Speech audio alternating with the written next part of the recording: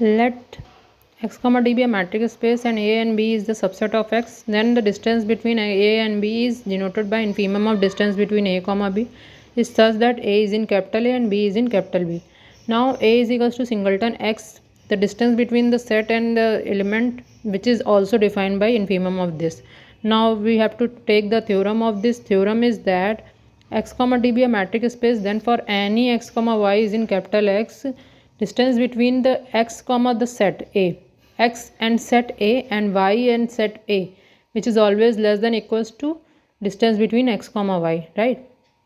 Now how do we prove that? Proof is that we have to take firstly a subset A is like Z, because Z is in A, so take Z is equals to A type. So the distance, we know that distance between x comma z is always less than equals to distance between x comma y plus y comma z, right?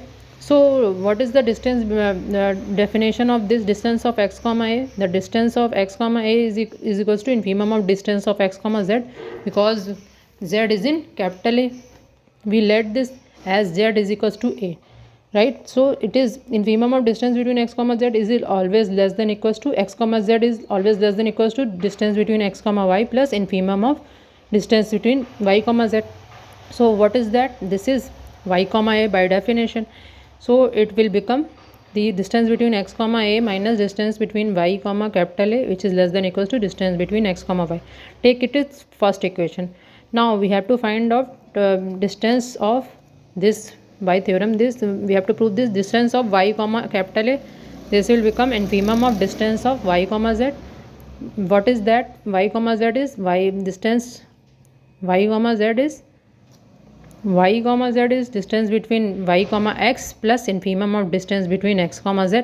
So this distance becomes d of x comma capital A, which will implies that minus of d of x comma a plus distance of y comma a is less than equals to distance of y comma x.